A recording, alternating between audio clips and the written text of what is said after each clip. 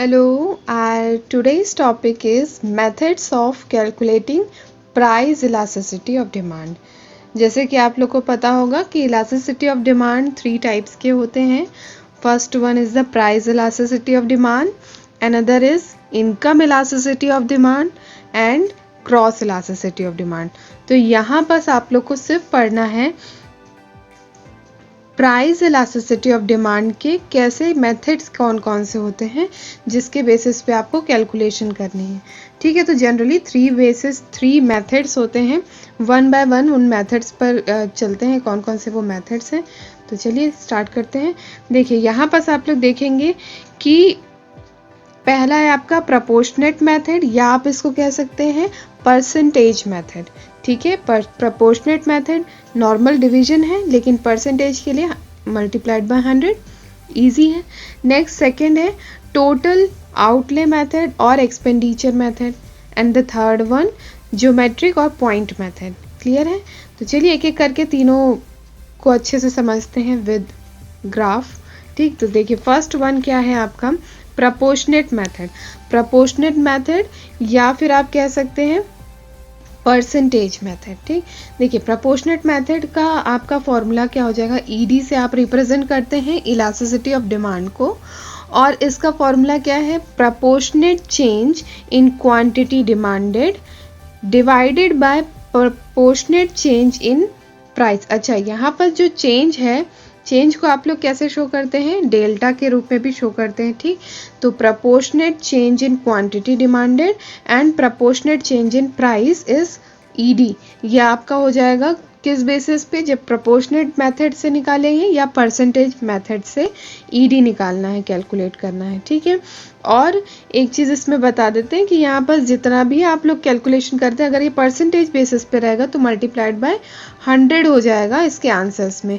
हम आपको इसको भी क्लियर करके दिखा देंगे. लेकिन एक चीज़ याद रखिए कि जो आपका इसमें ईडी आएगा ये ईडी आपके 5 डिग्रीज में आ सकता है.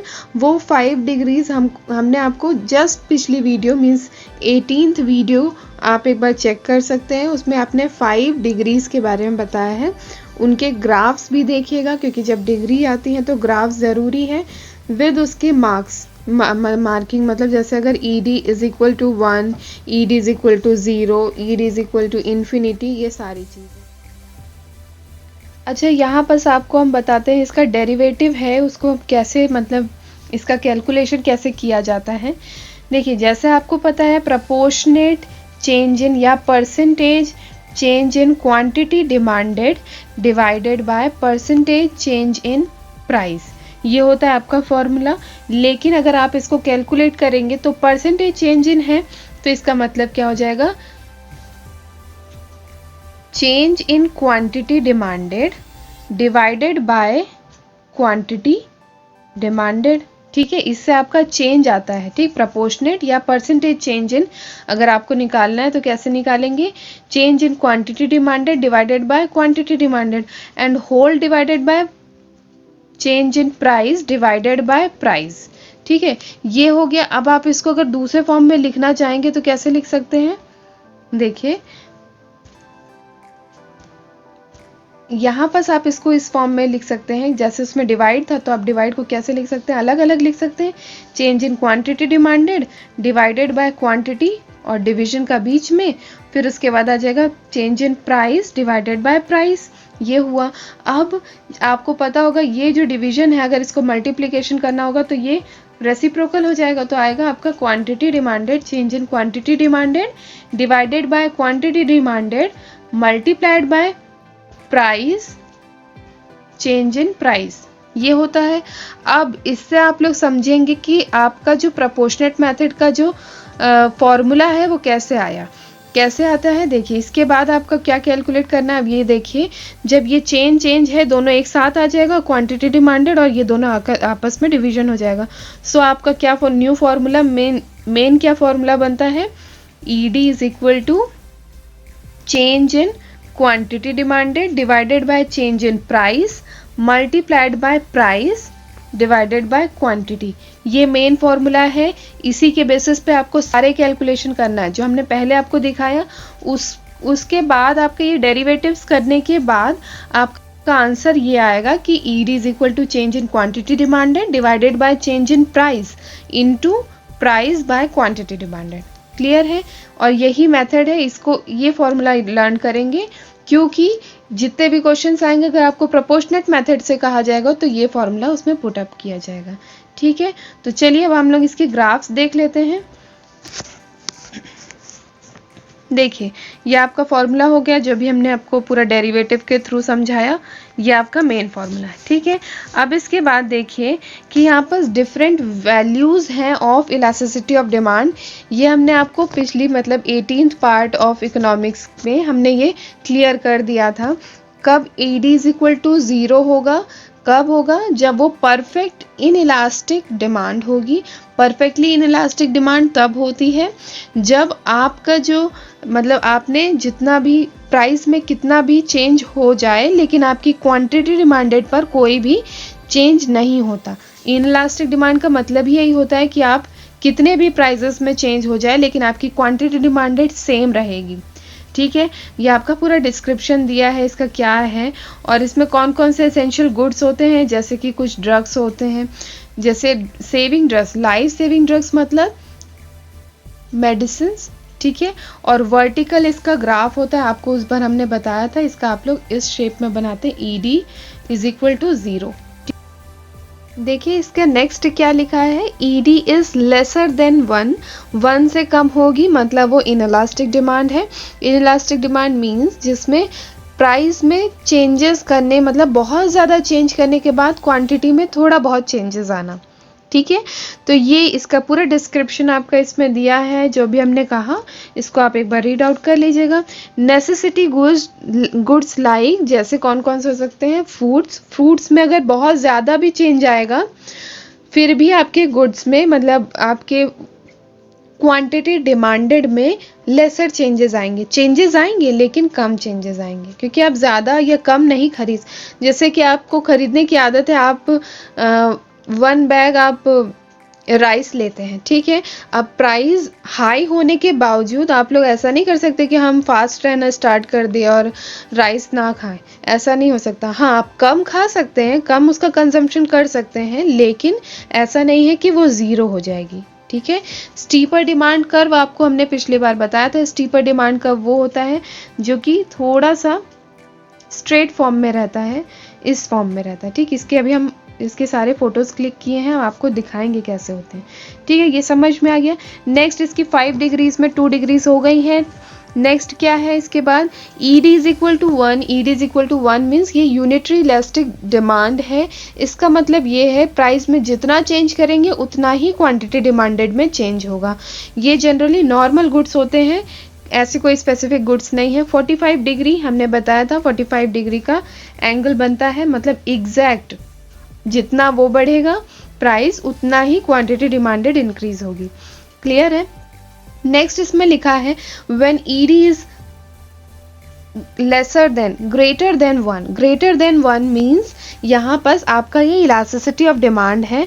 इलास्टिसिटी ऑफ डिमांड मीन्स यहाँ पास आप इसका डिस्क्रिप्शन पढ़ सकते हैं और इसका मतलब क्या होता है कि आपकी प्राइस में हल्का फुल्का भी चेंज आने की वजह से आपकी क्वांटिटी डिमांडेड बहुत ज़्यादा फ्लक्चुएट करे। ठीक है, इसको आप लोग फ्लैटर डिमांड कर्व भी कहते हैं, जो कि हल्का सा गिरा हुआ रहता है। ठीक, मतलब प्राइस में हल्का सा चेंज आया लेकिन क्वांटिटी डिमांडेड में बहुत ज़्यादा चेंज आया। दिख रहा होगा यहाँ का डिफरेंस और यहाँ का डिफरेंस। ठीक है, समझ में आ रहा है? और ये कौन सी होती है, जनरली लग्जरी गुड्स होती हैं। सपोज आपको पता है कि अभी मार्केट में कोई सपोज होटल्स हैं, होटल्स के प्राइसेस अचानक से बढ़ जाएं तो आप ऐसा तो नहीं कि आप फिर भी आप जाएंगे, हल्के फुल्के भी प्राइसेस चेंज हो रहे हैं, सपोज 100 रुपीज़ में भी चेंजेस आते हैं तो भी आप क्या करेंगे कि आप कोशिश करेंगे कि हम वैसी जगह ना जाएं या उस होटल्स में 5 स्टार होटल्स में ना जाएं कंज्यूम करने। ठीक है, समझ में आ गया? जैसे कि आप बहुत सारे लग्जरी गुड्स मतलब ऐसी गुड्स जो कि नेसेसरी नहीं है, वो एक ऐसी चीज़ें हैं जिसको आप ऐसी मतलब अपनी विलिंगनेस को फुलफिल करने के लिए वो सारी चीज़ों का कंजम्पशन करते हैं। ठीक है, नेक्स्ट लिखा है when ED is equal to infinity. Infinity कब होता है, जब परफेक्टली इलास्टिक डिमांड होती है, मीन्स प्राइस में चेंज नहीं भी होगा लेकिन आपकी क्वांटिटी डिमांडेड बहुत ज़्यादा फ्लक्चुएट करती रहती है। ऐसी कौन सी गुड्स होती है, ऐसे आपको कोई लगता है ऐसा कोई खास? वैसे देखिए ना, यहाँ पर लिखा है इमेजिनरी सिचुएशन है, ऐसा बहुत कम पॉसिबल होता है, इस टाइप की बहुत रेयर है कि इस टाइप की गुड्स मिले आपको। और इसका डायग्राम कैसा रहता है? Horizontal, horizontal, Ed is equal to infinity. Clear हो गया है ये पांचों? अब आपका एकदम शॉर्ट फॉर्म में एक बार हम बताते जा रहे हैं। देखिए अब इसके बाद देखिए when ED is equal to 0, तो इसका परफेक्टली इनइलास्टिक का आपको अभी हमने बताया, इसका ग्राफ ऐसे बनेगा और ये वर्टिकल है। जो अभी आपको ऊपर लिखा था वही शॉर्ट फॉर्म में इधर बता दिया, ठीक है। और when ED is lesser than 1, तो ये हो जाएगा लेस इलास्टिक या कह सकते हैं इनइलास्टिक, ठीक है। और इनइलास्टिक में आपका क्या आएगा? परफेक्ट, ये steeper demand curve. Next ED is equal to 1, यहाँ ई लिखा है, ईडी होगा, ED is equal to 1 means unitary elastic है। तो ये रेक्टेंगुलर हाइपरबोला, इसको आप लोग इसके जो ग्राफ रहता है रेक्टेंगुलर हाइपरबोला बोलते हैं। इसका मतलब जितना प्राइस में चेंजेस उतना ही क्वांटिटी डिमांडेड में भी चेंजेस होगा। नेक्स्ट है when ED is greater than 1, तो ये आपका हो जाएगा मोर इलास्टिक, या इसको आप कहेंगे कि जिसमें प्राइस में हल्का सा चेंज देख रहे होंगे, प्राइस में कम चेंजेस आने की वजह से क्वांटिटी डिमांडेड तभी भी ज़्यादा हो रही, तो इसको फ्लैटर डिमांड कर्व कहते हैं, ठीक। नेक्स्ट आपका हो जाएगा परफेक्टली इलास्टिक डिमांड, मतलब E D is equal to infinity, इसे आप लोग हॉरिजॉन्टल डिमांड कर्व भी कहते हैं। अभी जितना आपने ऊपर पढ़ा बस उसको हमने ग्राफ वाइज दिखा दिया। वैसे तो हमने वो सारे को आपको ग्राफ में पहले भी बता दिए हैं, लेकिन इसके साथ आपको और अच्छे से क्लियर हो गया होगा, ठीक है। अब चलिए नेक्स्ट इसमें देखते हैं when total, next method total outlay method या एक्सपेंडिचर मेथड। अच्छा आप बताइए एक्सपेंडिचर का मतलब क्या होता है? एक्सपेंडिचर मतलब खर्च, आपने कितना खर्च किया या कितना एक्सपेंड किया, ठीक है, कितना स्पेंड किया। आप कैसे पहचान सकते हैं? अगर आप मार्केट गए हैं, आपने सोचा कि आज हमने 5 गुड्स परचेज किए हैं, सबके अपने अलग अलग प्राइजेस हैं, तो आप क्या कर सकते हैं, उन गुड्स को आपने प्राइस से मल्टीप्लाई कर दिया, तो आप कह सकते हैं कि हाँ इतना हमारा आज टोटल मार्केट गए तो इतना खर्चा हुआ। तो टोटल एक्सपेंडिचर मेथड मतलब देखिए यहाँ पर लिखा है, एक्सपेंडिचर का मतलब क्या होता है? When price is multiplied by the quantity demanded, जितना आपने क्वांटिटी डिमांड की है उसमें से अगर आप प्राइस मल्टीप्लाई कर देंगे तो आपको पता चल जाएगा आज हमने कितने पैसे खर्च किए। इससे आपको ये समझ में आया। अब इसके जैसे कि आपने फर्स्ट मेथड पढ़ा उसके 5 डिग्रीज होते हैं, लेकिन टोटल आउटले या एक्सपेंडिचर मेथड के 3 सिचुएशंस या 3 डिग्रीज होती है, ठीक है। अब कौन कौन सी डिग्रीज होती है चलिए देख लेते हैं कौन सी हैं। देखिए फर्स्ट है आपकी unit elastic demand, unitary elastic, same चीज़ें हैं बट इसमें थोड़ा सा डिफरेंस ये है क्योंकि यहाँ पर आपको इलास्टिसिटी ऑफ यहाँ पर आपको टोटल एक्सपेंडिचर और प्राइस के बीच के रिलेशन को आपको बताया जाएगा। वहाँ पर क्या हो रहा था, क्वांटिटी डिमांडेड और प्राइस के रिलेशन को बता रहे थे, लेकिन ये टोटल एक्सपेंडिचर मेथड है तो यहाँ पर टीई मतलब टोटल एक्सपेंडिचर और प्राइस के बीच का क्या रिलेशन है, किसके इंक्रीज होने से क्या होता है, ये सारी चीज़ें इसमें बताना है, ठीक। अब यूनिट इलास्टिक का मतलब क्या होता है, उसके हिसाब से यूनिट इलास्टिक मतलब ईडी इज इक्वल टू 1, लेकिन देखिए इसमें लिखा है जब प्राइस इंक्रीज होती है तो आपका, अच्छा एक क्लियर कट एग्जांपल बता रहे हैं, जैसे अगर प्राइस इंक्रीज हो रही है और आपकी क्वांटिटी डिमांडेड क्या होती है, डिक्रीज होती है, और यूनिट इलास्टिक में इक्वल डिक्रीज हो रही है, ठीक है, ना ज़्यादा हो रही है ना कम।